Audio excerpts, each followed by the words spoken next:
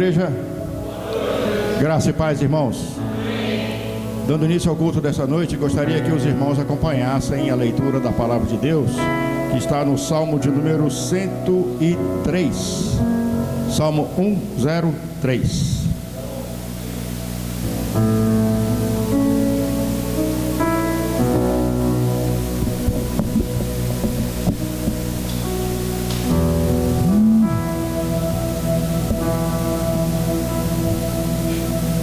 Amém? Todos acharam?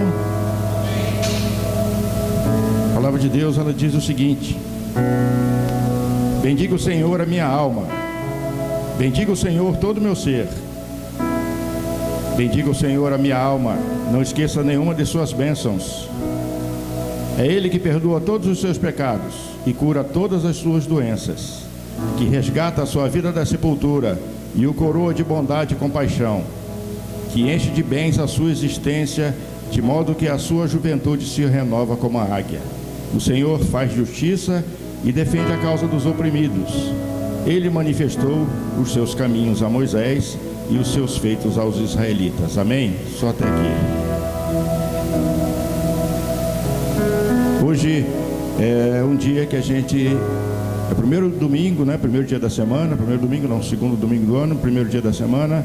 É o dia que os crentes vêm à igreja para prestar culto ao Senhor, para agradecer aquilo que o Senhor fez nas nossas vidas. Essa é a oportunidade.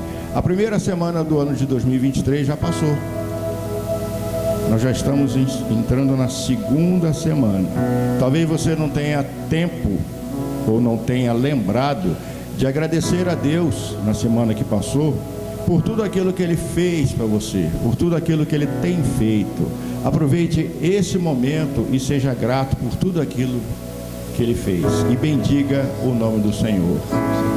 Eleve o nome do Senhor e mostre àqueles que não têm o privilégio de conhecer o nosso Deus, de que Ele está no controle de toda a situação. É um grande privilégio hoje estarmos na casa de Deus, para adorar ao Senhor, para louvar, porque em muitos lugares isso não é permitido, e em muitos lugares as pessoas não têm condições, e nós temos, nós estamos aqui, e é um grande privilégio. Amém? Vamos orar. Senhor Deus, Pai amado, nós te agradecemos, Pai, por esse momento, Pai, onde podemos vir à tua casa.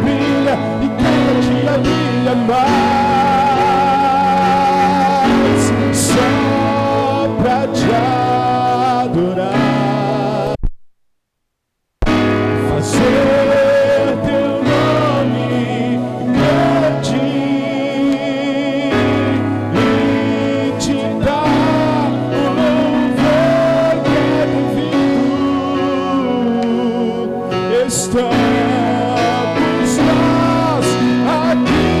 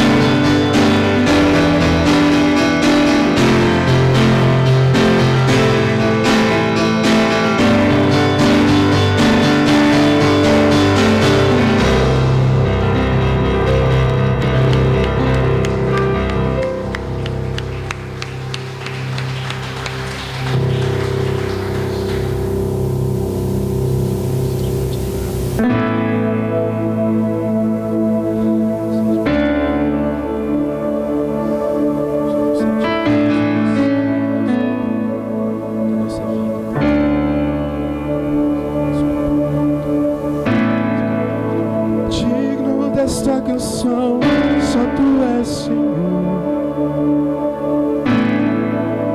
Digno do meu louvor, só tu és Senhor. Digno da minha vida, tu és Senhor. Oh, eu sou teu.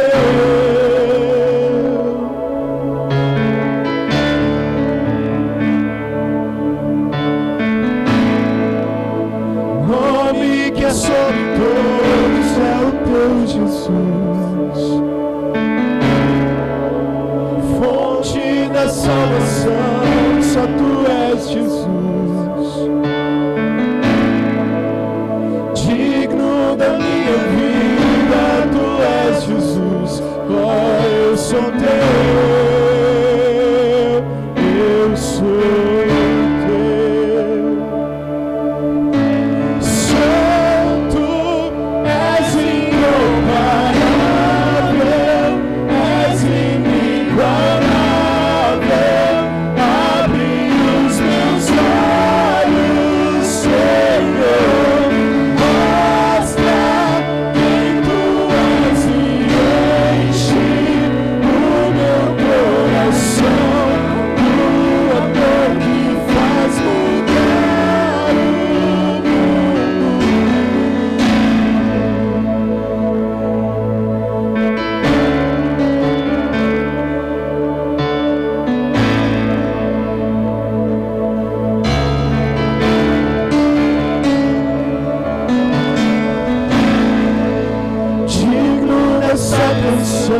Só tu és Senhor,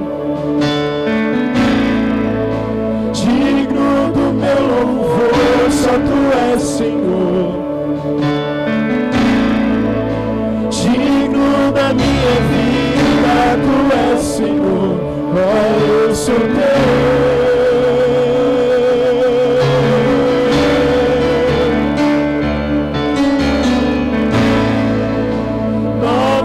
Sobre todos é o teu Jesus, fonte da salvação, só tu és Jesus. Digno da minha vida, tu és Jesus. Oh, eu sou teu.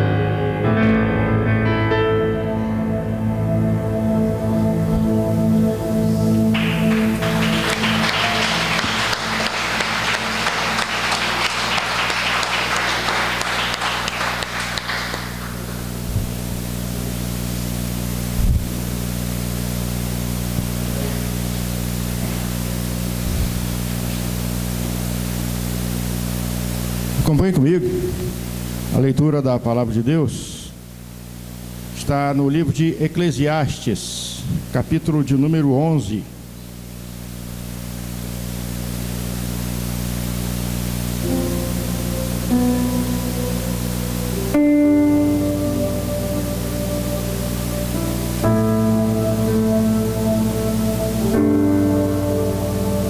Amém? Todos acharam?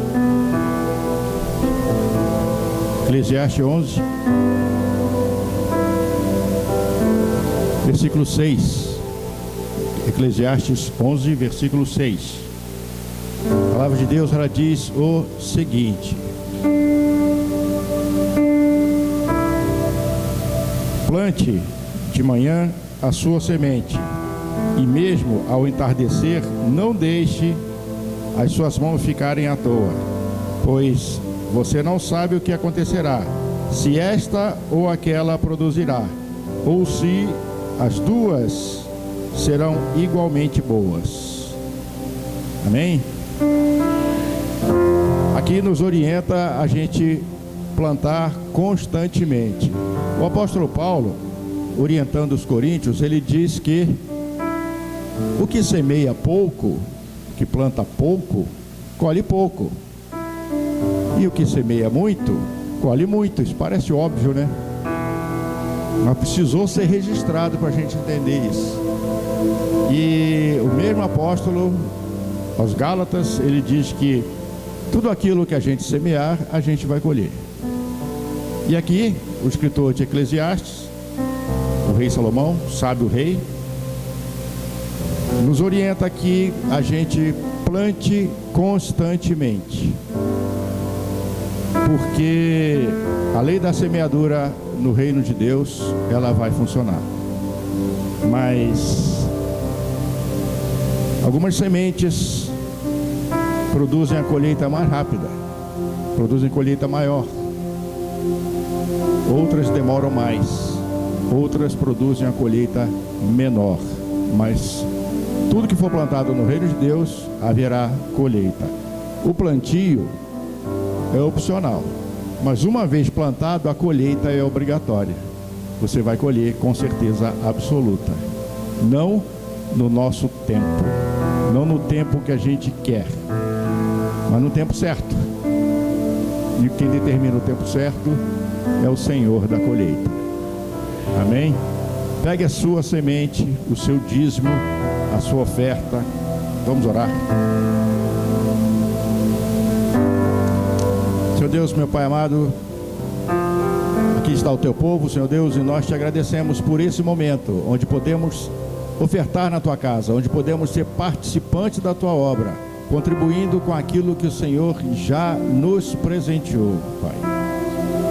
Que essas sementes lançadas no seu terreno hoje, elas frutifiquem, elas produzam, e o teu povo possa entender que a colheita é por causa da sua provisão, é por causa do seu cuidado com o seu povo. Multiplica, Senhor Deus, e aqueles que não creem ainda na tua palavra, coloque, Senhor Deus, a certeza no coração deles, e que eles possam desfrutar também das suas preciosas bênçãos. Oramos desde já agradecidos no precioso nome do teu Filho amado Jesus Cristo. Amém, igreja?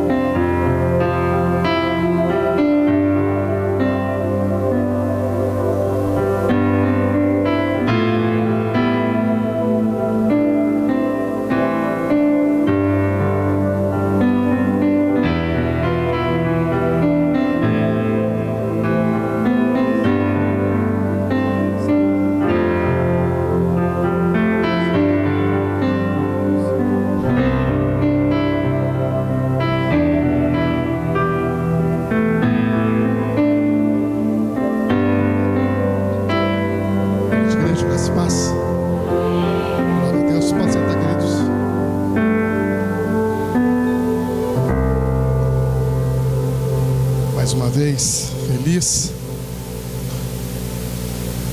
E grato ao Senhor pela oportunidade que Ele nos dá de podermos nessa noite não só estarmos na sua casa, mas também de poder compartilhar a palavra dele com a igreja. Abra sua Bíblia, Evangelho conforme escreveu Lucas.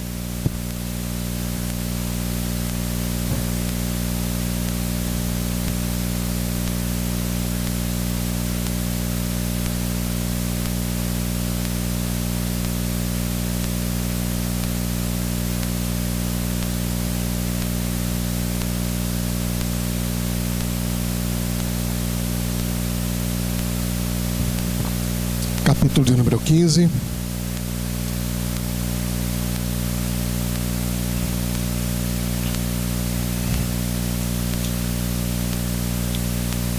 Vamos fazer a leitura do verso de número 8 até o verso de número 10. Texto esse que nós queremos nos embasar para estarmos meditando com você nessa noite. Lucas capítulo 15, verso de número 8 até o 10. Assim está escrito: ou qual é a mulher que, tendo 10 dracmas, se perder uma, não acende a candeia, varre a casa e procura diligentemente até encontrá-la? Tendo achado, reúne as amigas e vizinhas, dizendo: alegrai-vos comigo, porque achei a dracma que eu tinha perdido. Eu vos afirmo que, de igual modo, há júbilo diante dos anjos de Deus por um pecador que se arrepende. Vamos orar mais uma vez. Feche seus olhos, abra seu coração. Senhor nosso Deus, Pai de graça, amor e bondade, queremos te agradecer, meu Deus, porque até aqui o Senhor nos ajudou. Até que o Senhor sustentou as nossas vidas, até que o Senhor nos trouxe, Pai. Obrigado, meu Deus, por essa noite, este tempo aqui na Tua casa, esse tempo maravilhoso de louvor que nós tivemos ao Senhor. Obrigado, ó Deus, por esse momento, quando abrimos a Tua palavra e vamos nela, Senhor, nos debruçar, ó Pai. Em nome de Jesus, ó Deus, nos dá a Tua graça para isso. Abre nosso entendimento, Pai, para entender, meu Deus, aquilo que está além da linha, aquilo que está além da superfície, meu Deus. Nos dá sabedoria, ó Pai amado, para que esta palavra que nessa noite será lançada sobre nós, meu Deus, ó Deus, nós possamos aplicá-la nas nossas vidas, Senhor, e dessa forma, ó Deus, podemos construir, meu Deus amado, construir, ó Deus amado, num terreno onde, ó Deus, o solo, ele é firme, ó Pai. Obrigado, meu Deus, por cada vida que entrou por essa porta, que a Tua bênção se estabeleça na vida de cada um. Nós pedimos isso em nome de Jesus, para a glória do Teu nome. Amém. Amém, glória a Deus. Se eu fosse maldoso, eu ia dizer para você que essa mulher perdeu a dracma porque ela não deu o dízimo. Mas eu seria mais maldoso ainda se eu dissesse que Deus permitiu que ela encontrasse para que ela desse o dízimo. Mas eu não vou fazer isso, porque se eu fizer isso, eu estou violentando o texto da palavra do Senhor. Embora eu saiba que se alguém que se interesse pelo tema, ele vai usar esse meu artifício para fazer isso em algum lugar, né? Ele vai usar essa desculpa que eu dei aqui, né? É um texto bastante conhecido, e ele é um texto que basicamente, primariamente, queridos, ele está falando de recompensa, ele está falando de bênção. Não precisa nenhuma interpretação mais profunda para saber o sentido desses versículos que o Senhor aqui menciona, né? Ele fala de festa, uma festa no céu. Nos parece que a festa no céu se origina primeiramente porque estamos na presença de Deus, ou quem ali está na presença de Deus, está na presença do Senhor. E há festa no céu quando um pecador se alegra, ou seja, nós temos a capacidade, eu e você temos a capacidade de produzir, de fazer uma festa no céu. Olha só que interessante. Nós temos essa capacidade. Você quer ver o céu em festa? Você é um agente importante nisso daí. É só você pregar o evangelho para que um pecador se arrependa. E esse pecador se arrependendo, a Bíblia diz que há festa no céu quando ele se arrepende. Olha só como a vida do homem ela é preciosa diante de Deus. Quando ele se arrepende dos seus pecados, um dos produtos desse arrependimento é uma festa no céu. Olha que coisa linda. Anjos cantando. Os serafins, eles são por si só adoradores, né? O termo serafim significa ardente. Então ele, por si só, ele é um ser ardente em louvor a Deus. Você imagine agora esse serafim impulsionado por um pecador que se arrepende. Que festa, já pensou?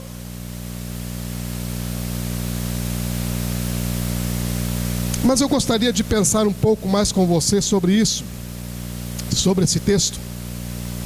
Porque esse texto ele traz, além daquilo que nós estamos costumeiramente a ouvir, há aqui um pouco de cultura que está estabelecido aqui, e essas coisas são importantes porque Jesus, em muitas ocasiões, nos 3 anos que ele ficou sobre a terra, ele utilizou de diversas formas de linguagem para poder trazer a realidade, coisas que nós não conseguimos entender se ele usasse a forma mesmo como ela é. Então ele vem utilizar várias.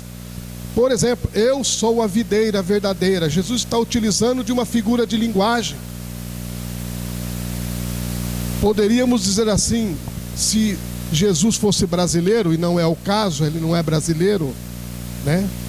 Deus não é brasileiro. Tem gente que fala isso, Deus é brasileiro. Esquece isso, viu?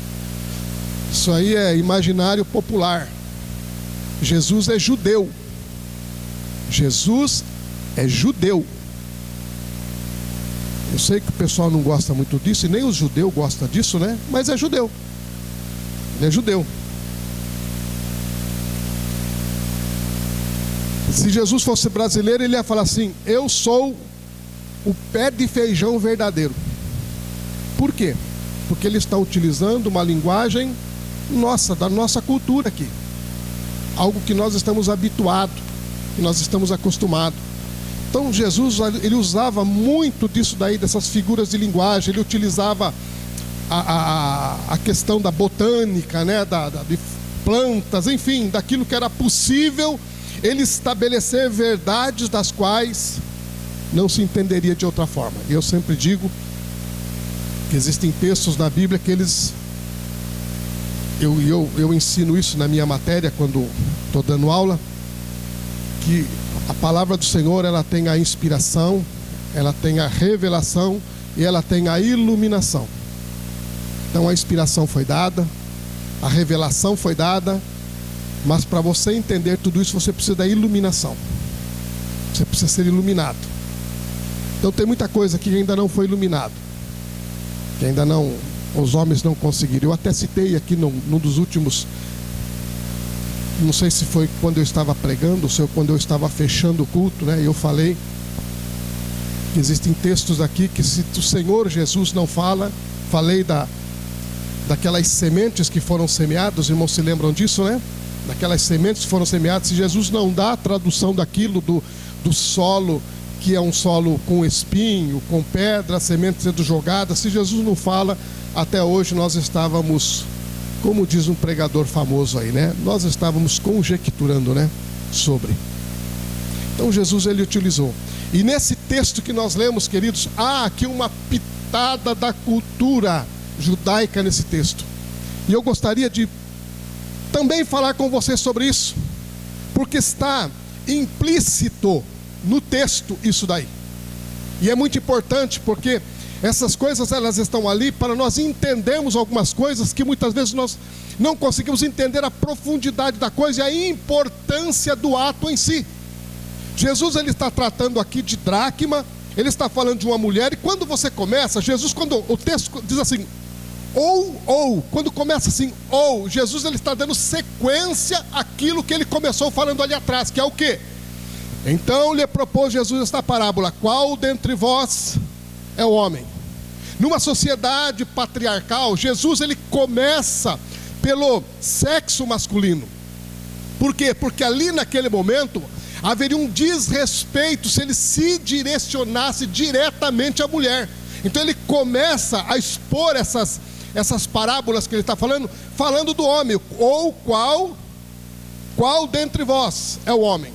Ele não poderia falar assim, qual dentre vós, e citar as mulheres. Ele não poderia fazer isso. E Jesus, ele era...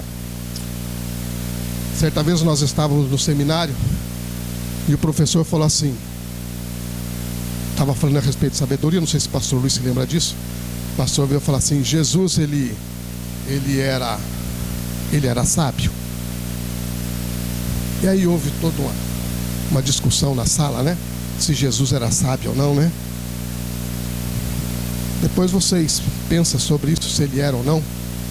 Mas Jesus sabe como ele era, então ele não iria fazer isso daí. Então ele começa lá em cima dizendo, qual dentre vós? Se dirigindo, é o homem, se dirigindo aos homens. E depois nesse texto que nós lemos, ou qual é a mulher? Por quê? Porque ele está dando sequência a um ensinamento. E ele está usando de parábola. Por quê? Porque se ele utilizar a linguagem normal, celestial, espiritual, a galera não ia entender. O povo não ia entender. Então ele diz assim, ou qual é a mulher que tendo 10 dracmas, se perder uma, não acende a candeia, varre a casa e procura diligentemente até encontrá-la. A primeira coisa que eu leio nesse texto, queridos, a primeira coisa que eu vejo aqui é a questão do termo que eu uso na minha Bíblia aqui, que está na minha Bíblia, é a diligência, é o esforço, é a perseverança de procurar algo. De procurar. É interessante que as casas, nesse tempo, as casas, elas não tinham janelas. Não tinham janela. Por isso, tem que se acender a luz. Não tem janelas, porque quando tem janelas, o ambiente fica mais claro. Você consegue enxergar melhor dentro de casa. Mas nesse tempo não tinha. Então a mulher, ela é obrigada a acender a luz. Tendo achado, reúne as amigas e vizinhas, dizendo, alegrai-vos comigo, porque achei a dracma que tinha perdido. Jesus falando da mulher que depois de encontrar aquilo que procurava, ela reúne as amigas. Reúne as amigas. A dracma, ela é uma moeda grega. Ela tem um valor que não é simbólico, é um valor até considerável. Então, quando uma mulher com 10 dracmas ela perde uma, ela está perdendo um valor muito alto. Ela está perdendo um valor considerável daquilo que ela tinha. Se você prestar atenção na parábola anterior, depois você lê na sua casa, quando Jesus está falando das 99 ovelhas, o fator porcentagem aqui é maior. Ele não está falando de 10, ele está falando de 100 ovelhas. Ele está falando de 100 ovelhas. Então, se perdeu uma ovelha em 100, o prejuízo não é tão grande. Mas se você perder uma em 10, o prejuízo é muito maior. Ou seja, Jesus está afunilando aqui a coisa para dizer assim, dá uma olhada a importância da coisa. Presta atenção, veja o quanto a coisa é importante. Se você perder 1 em 100, a sua perca não será tão grande. Mas se você perder uma em 10, você estará perdendo muito. E é isso que Jesus está falando. Essa mulher aqui, ela perdeu algo de muito valor. E se você levar em consideração a questão da representatividade da mulher, ainda é pior ainda. Porque a mulher, ela tinha dependência do marido. Imagine você, né?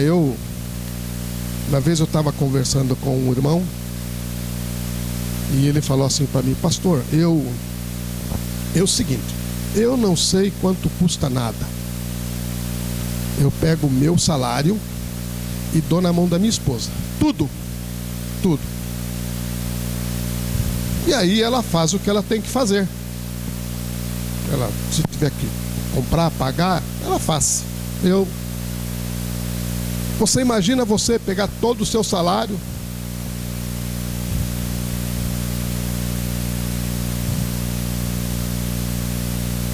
e aí depois põe na mão da irmã todo o seu salário.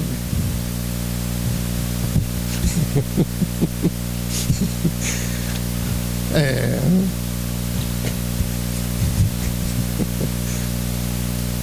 complicado, né? É complicado. Então você imagina, o marido dessa mulher pegou 10 dracmas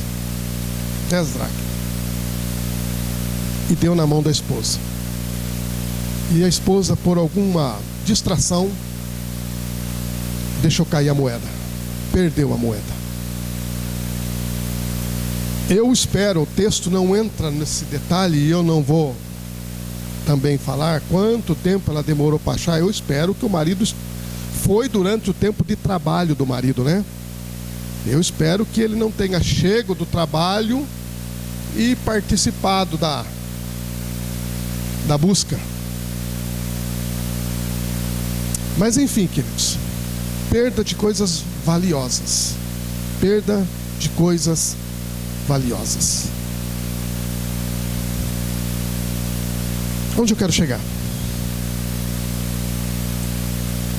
Eu quero dizer para você nessa noite que numa sociedade onde o homem, ele é o construtor de cidades.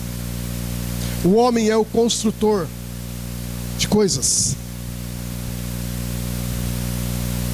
O Senhor Jesus diz assim: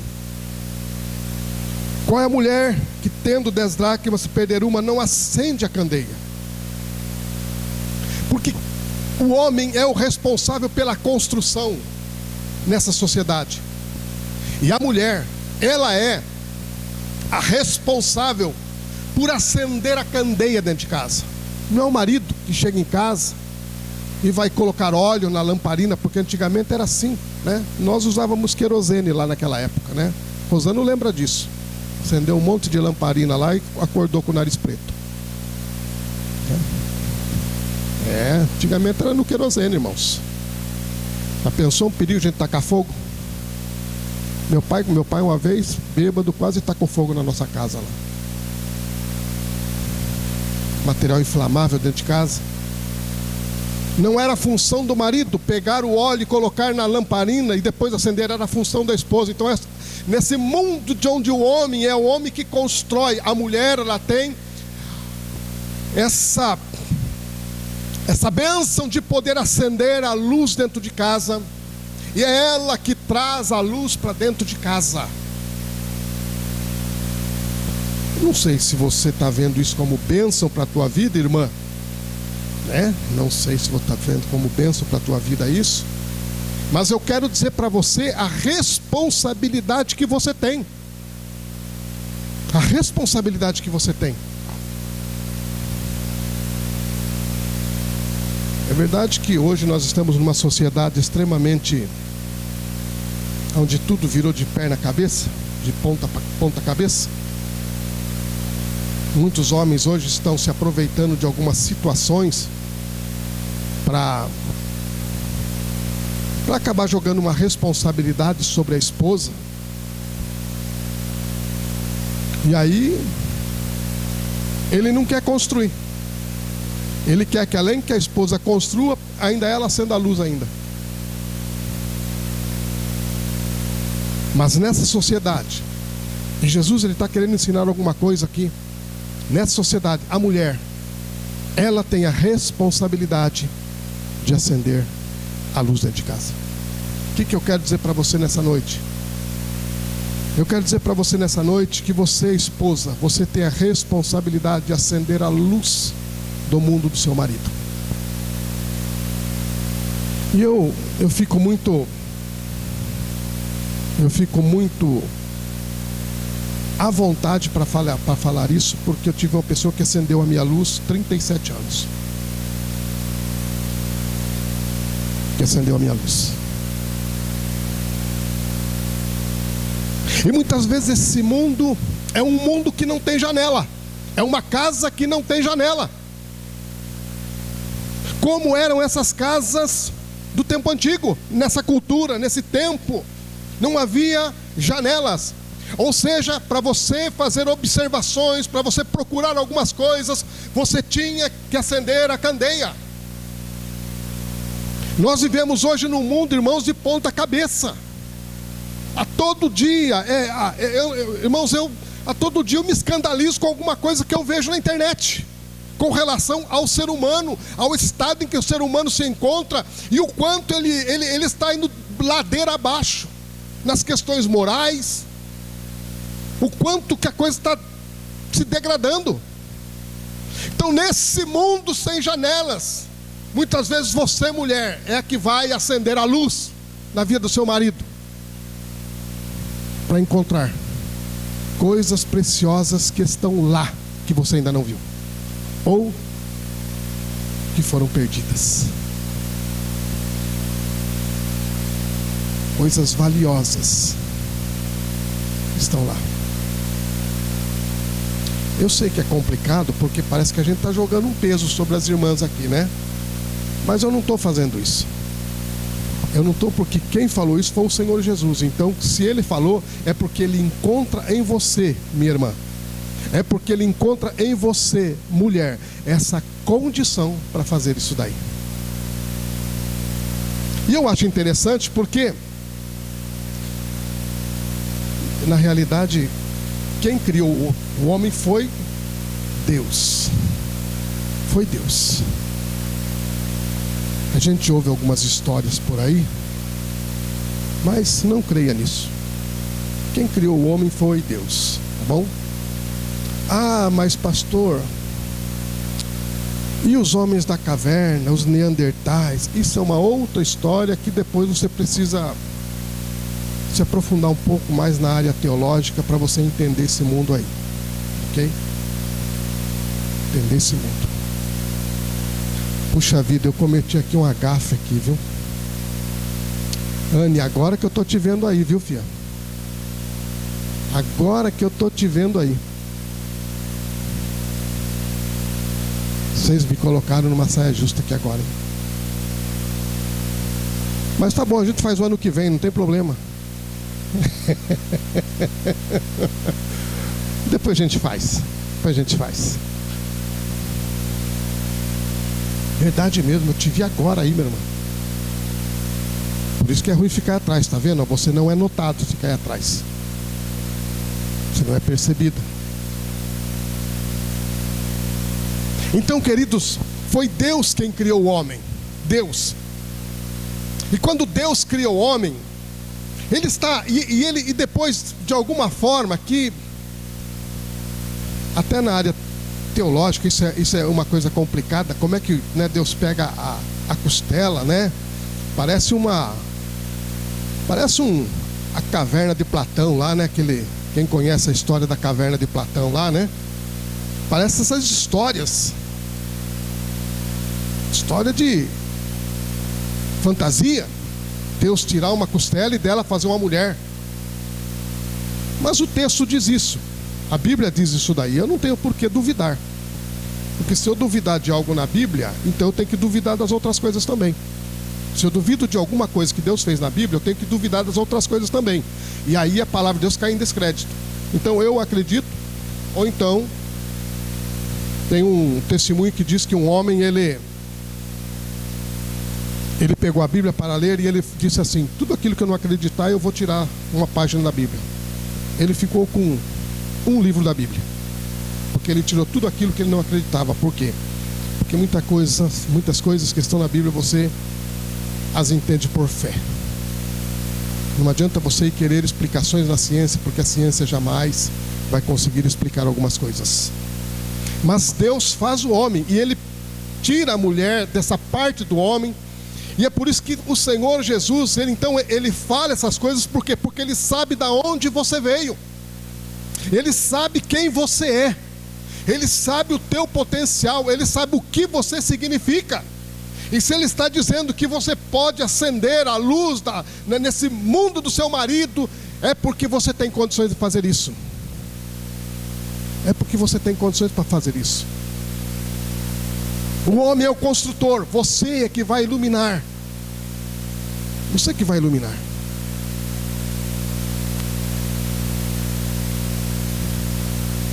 Jesus deixa isso implícito nesse texto, queridos.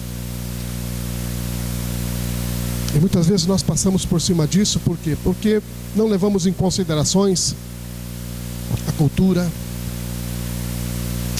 a quem o escritor estava direcionando aquilo que ele estava escrevendo.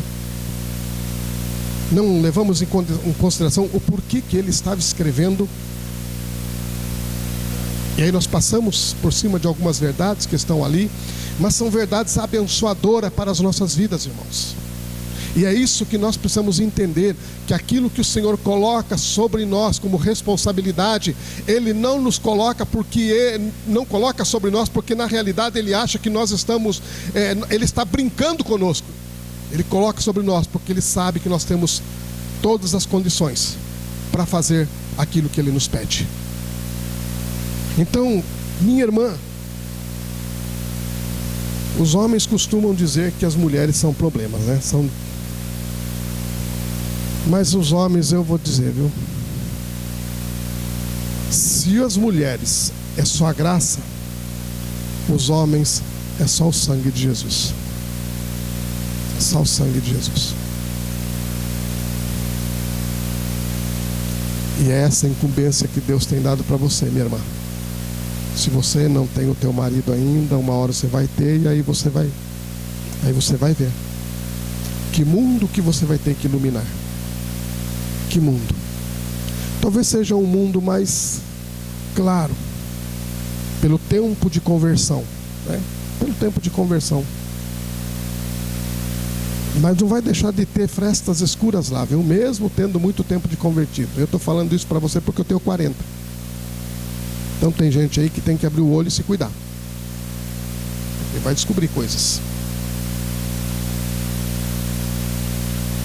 Mas Deus te deu essa capacidade de você iluminar e trazer, achar coisas dentro do teu marido que estão lá, prontas para serem achadas e para serem bênção para a tua vida. As irmãs não estão falando muito amém aí, é porque está complicado o negócio, seus irmãos. Irmãos, vocês aí, pelo menos vocês me ajudem aí, fale amém no lugar delas aí, para a gente achar que elas estão concordando aqui, né? Porque senão quem está perdido é vocês mesmos. Quem está enrolado é vocês mesmos. Deus deu essa capacidade para vocês. Então, em nome de Jesus, não ache que você... Irmãos, a gente, todos esses anos de caminhada, a gente já ouviu cada um, irmãos, que vocês não fazem ideia. Eu conheci pastores que disseram assim: olha, eu estou querendo que a minha esposa morra. Falou para mim isso. Eu estou esperando isso, porque está difícil conviver com ela e eu não posso me separar.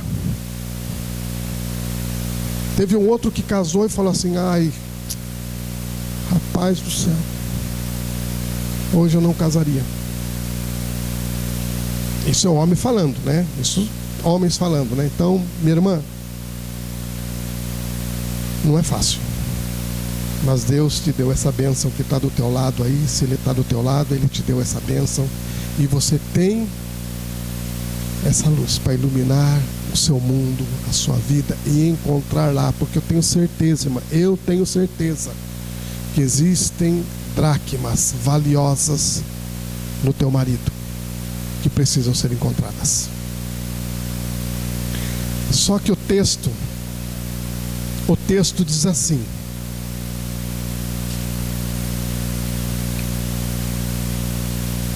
ou qual é a mulher que, tendo 10 dracmas, se perder uma, não acende a candeia, varre a casa e procura diligentemente. Diligentemente. Talvez você encontre algumas resistências, mas se esforce. Se esforce. Porque o que tem lá tem valor. E não tem valor só para ele, tem valor para você, para seus filhos, para sua família. Tem valor para o reino de Deus, tem valor para os seus amigos, para os seus parentes. O que está lá dentro tem valor. Então, se esforça. Se esforça. Nós vivemos numa época, irmãos, onde as pessoas, quando elas vão para o casamento, elas já vão com uma coisa resolvida. Se não der certo, eu separo. E a gente sabe que essa não é uma diretriz divina. A gente sabe disso, todos nós sabemos. Todos nós sabemos. Malaquias diz que Deus falando através de Malaquias diz: eu odeio o divórcio. Eu odeio o divórcio. E depois Jesus vem no Novo Testamento, aí ele vem e sepulta, joga a pá de cal e sepulta esse assunto, dizendo assim: divórcio só por conta de relações ilícitas. Então, queridos irmãs, amadas minhas, Deus sabe que você tem potencial para isso. Ele te confiou isso, porque tem pérolas que precisam ser encontradas e você vai achá-las em nome de Jesus. Amém? Glória a Deus, louvado seja o nome do Senhor. Eu gostaria nesse instante, brinquei, com a igreja, com a Anne está lá, porque nós vamos apresentar a filha da Anne hoje, né? Então, minha irmã, vem aqui, vem cá, Michel, vem aqui, sobe aqui comigo. Paulo, pega para mim o certificado para mim, por gentileza, filho. Vem aqui.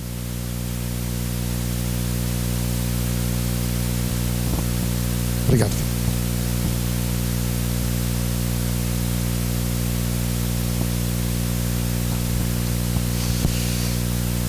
Glória a Deus.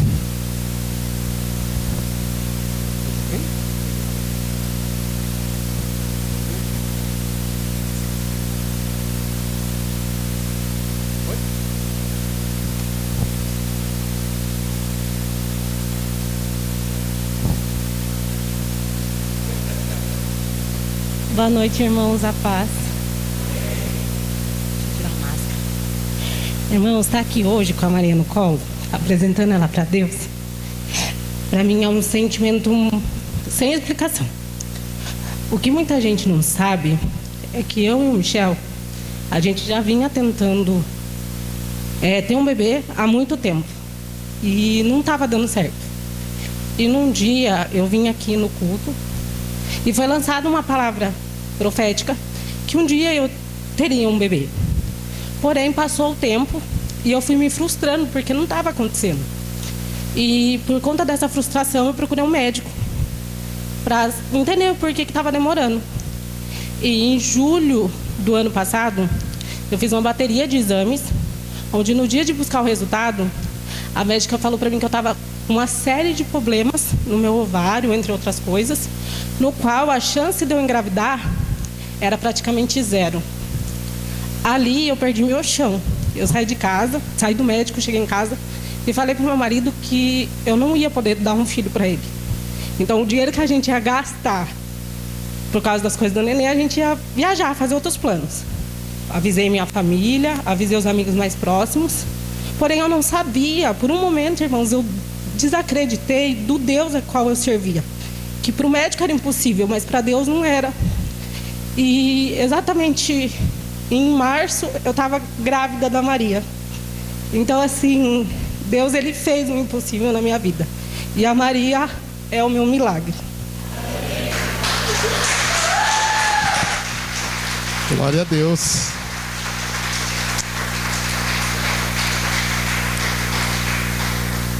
Nós temos também aqui outras pessoas que foram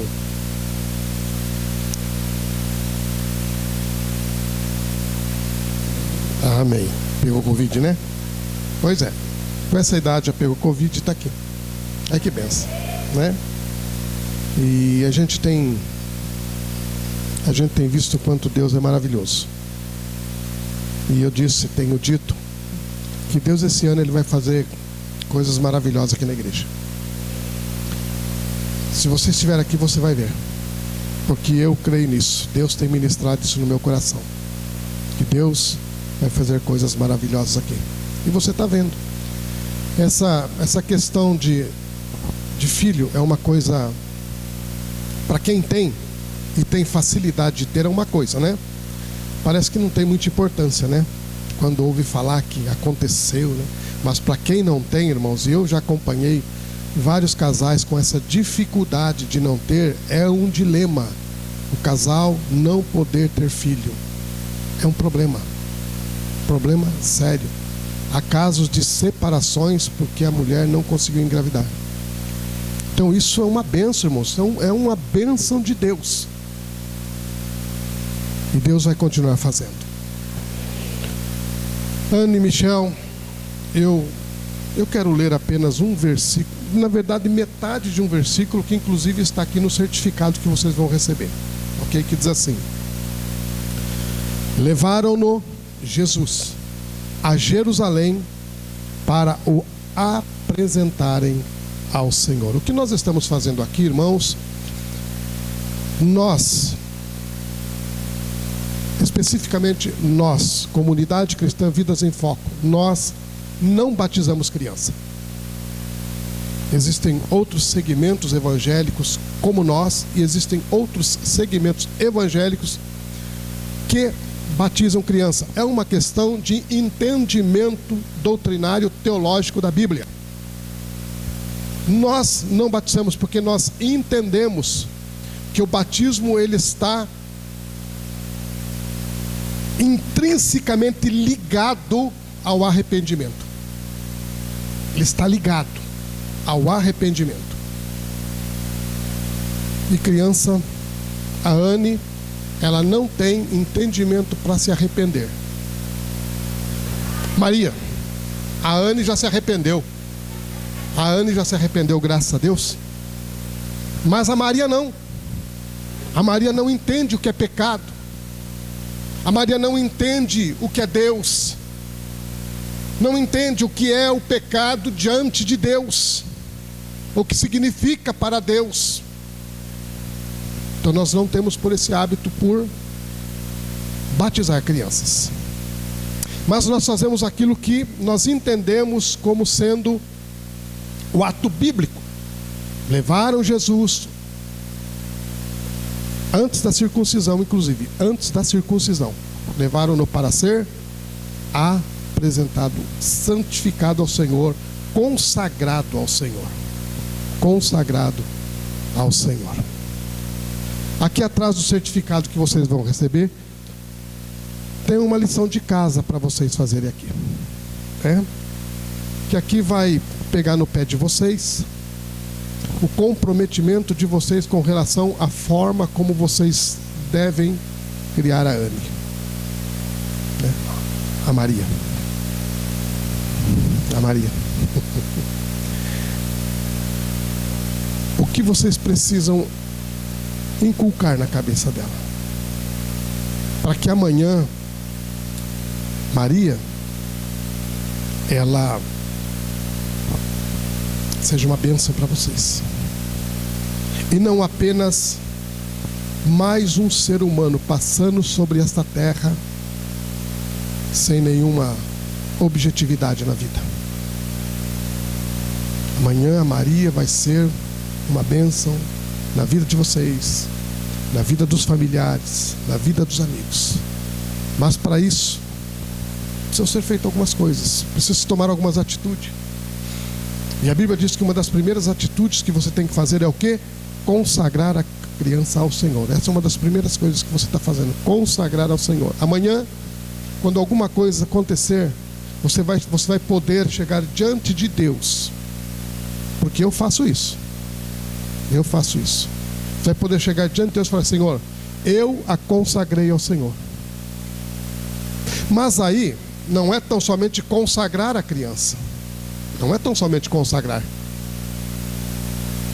É também vocês criarem ela da forma como o Senhor gostaria que ela fosse criada, a forma como ela fosse educada, que não é como o mundo está educando as crianças hoje. Não é como muitos pais estão educando as crianças hoje. Então depois vocês lêem lá atrás, ok? Nós nessa noite, nós queremos dizer para você que o primeiro passo para que a Anne seja uma bênção sobre esta terra, a Maria, tá ficando sério o negócio aqui, né? A Anne vai ter problema comigo, viu? Vai ter problema comigo. A Maria, né? A Maria vai ter problema. Então o primeiro passo é consagrar ao Senhor o que vocês estão fazendo aqui hoje. Criem ela no temor do Senhor. Invistam na vida dela no que diz respeito a coisas espirituais. Invistam na vida dela. Invistam. Não a deixe sem nenhum tipo de retaguarda. Michel, ore pela vida dela. Põe a mão na cabeça dela. Ore pela vida dela. Porque você é o pai. Você é a autoridade sobre ela. Quando for dormir, ela estiver dormindo, vai lá, põe as mãos, abençoe a vida dela. Abençoe a vida dela. E ela será o instrumento para a qual Deus a destinou nesta terra. E eu tenho certeza que é instrumento de bênção para abençoar vidas sobre esta terra. E ela glorificará o nome do Senhor. E Deus falará através dela sobre esta terra. Vamos colocar em pé, igreja. Eu gostaria que você... Eu vou ter que pegar ela. Sinto muito.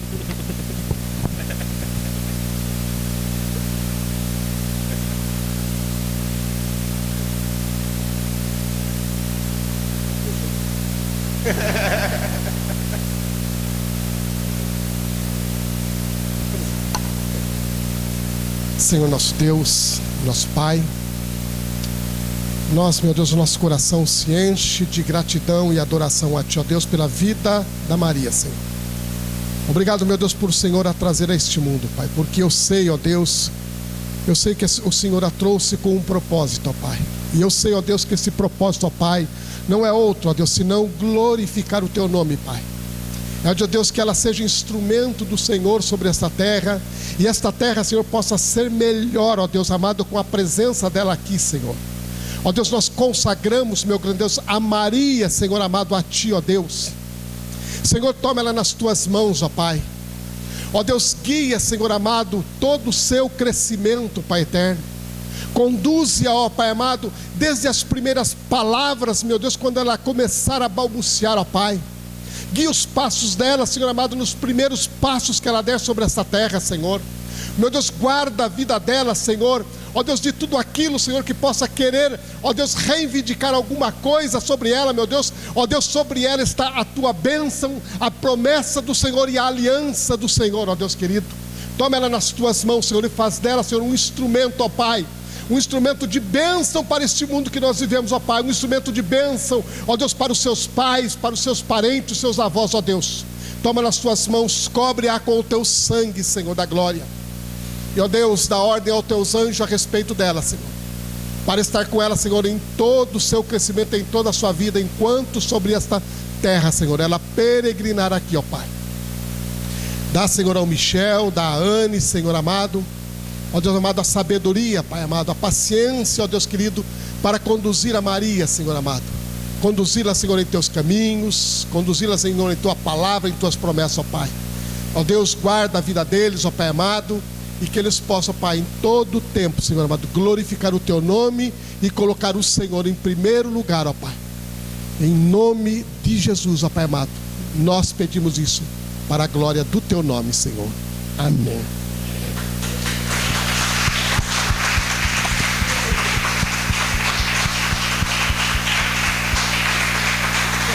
Obrigado. Parabéns.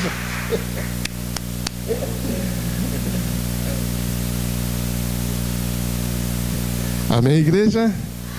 Glória a Deus. Depois do culto vocês podem... Espera só um minuto. Esse aqui é um certificado. Só que depois vocês vão devolver para mim, porque vocês têm que assinar, ok? E eu preciso digitalizar ele para colocar no sistema da igreja. Tá bom? Tira uma foto aqui, Bruno. Nossa.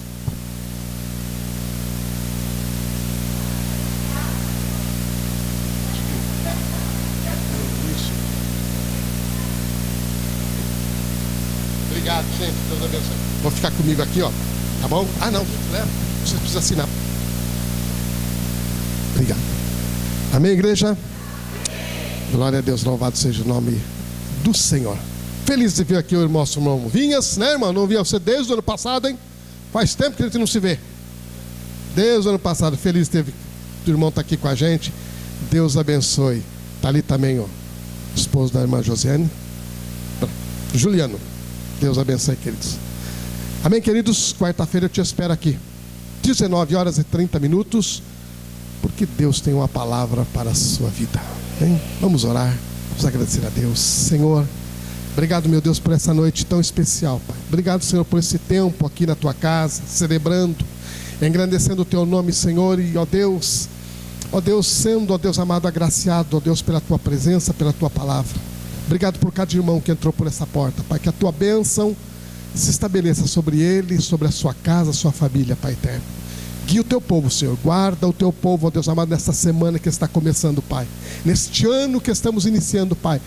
Deus, nos conduz, meu Deus, debaixo da tua graça e da tua proteção, Senhor amado. Precisamos do Senhor. Nos cobre com o teu sangue, nos livra das armadilhas, meu Deus, que estão ocultas, escondidas, meu Deus amado, aonde, ó Deus amado, espíritos malignos estão ali, Senhor amado, acampados, querendo, ó Deus, nos derrubar, Senhor amado. Ó Deus, em nome de Jesus, seca a tua igreja, proteja e guarda, Senhor, nesses dias difíceis pelas quais ela passa, Pai. Nos conduz para o nosso lar agora, debaixo da tua graça e proteção. Pedimos em nome de Jesus. E que o amor de Deus, a graça de nosso Senhor e Salvador Jesus Cristo, a comunhão e as consolações do Espírito Santo seja sobre nós hoje eternamente. Amém. Deus abençoe sua vida, queridos. Oi.